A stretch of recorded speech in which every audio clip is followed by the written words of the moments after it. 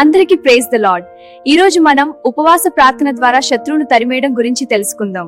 అయితే ఇక్కడ 8 భాగాలు ఉన్నాయి. అందులో ఒక్కొక్క దాని గురించి తెలుసుకుందాం. మొదటి భాగం ఆధ్యాత్మిక యుద్ధం యొక్క వాస్తవికత. మనము మనుషులతో యుద్ధం చేయడం లేదు, పరిస్థితులతో పోరాడటం లేదు. ఎఫెసీయులకు 6:12లో ఇలా ఉంది, ఎలయనగా మనము పోరాడునది శరీరులతో కాదు గాని ప్రధానులతోనూ అధికారులతోనూ, ప్రస్తుత అంధకార సంబంధులకు లోకనాథులతోనూ, ఆకాశమండలమందున్న దురాత్మల సమూహములతోనూ పోరాడుచున్నాము. శత్రువు నిజం, కాని దేవుడిచ్చిన అధికారము ఇంకా గొప్పది. కొన్ని బంధాలు, కొన్ని బాధలు ఎందుకు వెంటాడుతుంటాయి? ఎందుకు కొన్ని ప్రార్థనలు ఫలించినట్టుగా అనిపిస్తాయి? ఎందుకంటే కొన్ని యుద్ధాలు లోతైన సమర్పణ కోరుకుంటాయి. రెండవ భాగం ఉపవాసం గురించి యేసు ఏమి చెప్పాడు? మత్తయి సువార్త 17:21లో యేసు ఇలా అన్నాడు, ఈ రకమైనది ఉపవాసముతోనూ ప్రార్థనతోనూ తప్ప వెలుపలికి పోదు. శిష్యులకు అధికారం ఉంది, విశ్వాసం ఉంది, కాని వారు విఫలమయ్యారు. అంటే ఏమిటి? కొన్ని దుష్టబంధాలు లోతుగా వేరుకట్టుకుని ఉంటాయి. తరతరాల సమస్యలు, అలవాట్ల బంధనం, మానసిక బాధలు, నిరంతర పాపపు ఆకర్షణ. ఉపవాసం మాయాజాలం కాదు, ఇది దేవుని మీద సంపూర్ణ ఆధారపడటం. మూడవ భాగం నిజంగా ఉపవాసం అంటే ఏమిటి?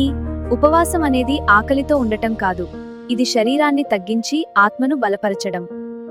యోవేలు 2లో దేవుడంటాడు, ఉపవాసముతోనూ మీ సంపూర్ణ హృదయముతోనూ నా యొద్దకు తిరిగి రండి. ఉపవాసం అంటే దేవా, నీవే నాకు అత్యంత అవసరం అని చెప్పడం.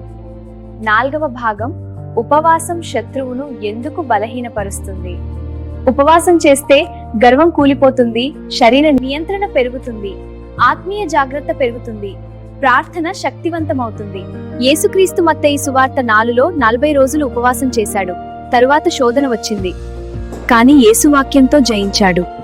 ఉపవాసం తరువాత విజయం వచ్చింది. ఐదవ భాగం శత్రువును తరిమికొట్టిన ఉపవాసం యొక్క బైబిల్ ఉదాహరణ ద్వారా విజయాలు.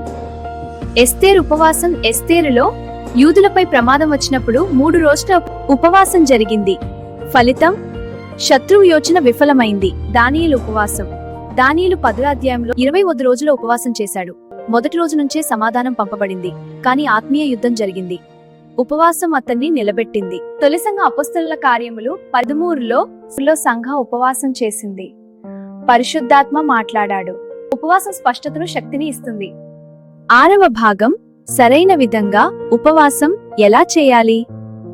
మత్తయి సువార్త 6:16-18లో యేసు హెచ్చరిస్తాడు, ప్రజల కోసం చూపించడానికి ఉపవాసం చేయవద్దు. సరైన ఉపవాసం ఉద్దేశంతో చేయాలి, ప్రార్థనతో కలిపి చేయాలి, వాక్యధ్యానం చేయాలి, పాపమును ఒప్పుకోవాలి, వినయంతో ఉండాలి. ప్రార్థన లేకుండా ఉపవాసం కేవలం డైట్ మాత్రమే. ప్రార్థన ఉపవాసం ఆత్మీయ అగ్ని. ఏడవ భాగం మీరు నిజంగా ప్రార్థన చేసినప్పుడు ఆత్మలో ఏమి జరుగుతుంది? ఉపవాసం సమయంలో దేవుని స్వరం స్పష్టమవుతుంది, బంధాలు సడలుతాయి, భయం తగ్గుతుంది, ధైర్యం పెరుగుతుంది, మనసు శుద్ధి అవుతుంది, శత్రువు బలహీనమవుతాడు, ఎందుకంటే మీరు దేవుని ఆధీనంలోకి వస్తారు. ఎనిమిదవ భాగం ఉపవాసం గర్వానికి ఆయుధం కాదు. నేను ఉపవాసం చేశాను కాబట్టి దేవుడు తప్పనిసరిగా చేయాలి అనకండి, అది ఆత్మీయ గర్వం. ఉపవాసం అనేది వినయం. హృదయం సరిగా లేకపోతే ఉపవాసం ఫలించదు. కొన్ని బంధాలు సాధారణ ప్రార్థనతో తెగవు, అవి లోతైన ఆకలి కోరుకుంటాయి, దేవుని కోసం ఆకలి. యేసుక్రీస్తు లూకా సువార్త 10లో అన్నాడు, శత్రువు సమస్త శక్తి మీద నేను మీకు అధికారం ఇచ్చితిని. విజయం ఇప్పటికే కలదు. ఉపవాసం ఆ విజయాన్ని అనుభవించేందుకు మనల్ని సిద్ధం చేస్తుంది. రండి మనమందరం కలిసి ప్రార్థిద్దాం. పరలోక తండ్రి, ఈ క్షణంలో నీ సన్నిధిలో వినయంగా నిలుస్తున్నాము. మా బలహీనతలను, మా భారాలను, మా అంతర్మనసులో ఉన్న పోరాటాలను నీ పాదాల దగ్గర ఉంచుతున్నాము. ప్రభువా, ఉపవాస ప్రార్థన ద్వారా మా ఆత్మను బలపరచు. మా శరీర కోరికల కంటే నీ చిత్తమే ముఖ్యమని మాకు బోధించు. మా జీవితాల్లో ఉన్న ప్రతి ఆత్మీయ బంధాన్ని విరిచివేయుము. భయాన్ని తొలగించు, నిరుత్సాహాన్ని దూరం చెయ్యు, పాపపు ఆకర్షణలపై జయమివ్వు. యేసుక్రీస్తు నామంలో మేము ప్రార్థిస్తున్నాము.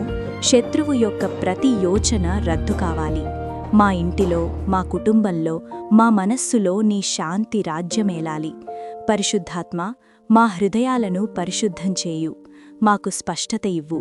నీ స్వరాన్ని వినగలిగే చెవులివ్వు. నీ మార్గంలో నడిచే బలాన్ని ప్రసాదించు. ప్రభువా, మేము నిన్ను ఎక్కువగా కోరుకుంటున్నాము. ఆహారం కంటే నీ సన్నిధిని, లోక సంతోషాల కంటే నీ మహిమను కోరుకుంటున్నాము. ఈ ఉపవాసం మా జీవితంలో మార్పు తీసుకురావాలి. విజయం ఇప్పటికే నీ వద్ద నుంచే వచ్చిందని మేము నమ్ముతున్నాము. యేసయ్య నామంలో ప్రార్థించుచున్నాము. ఆమేన్. ఈ రోజు సందేశం మీ హృదయాన్ని తాకిందని నేను నమ్ముతున్నాను. గుర్తుంచుకోండి, ఉపవాసం దేవుణ్ణి మార్చదు, అది మనల్ని మార్చుతుంది. మీ జీవితంలో ఏ యుద్ధం ఉన్నా దేవుడు మీతో ఉన్నాడు. విజయం ఇప్పటికే యేసుక్రీస్తు ద్వారా మీకు సిద్ధమైంది.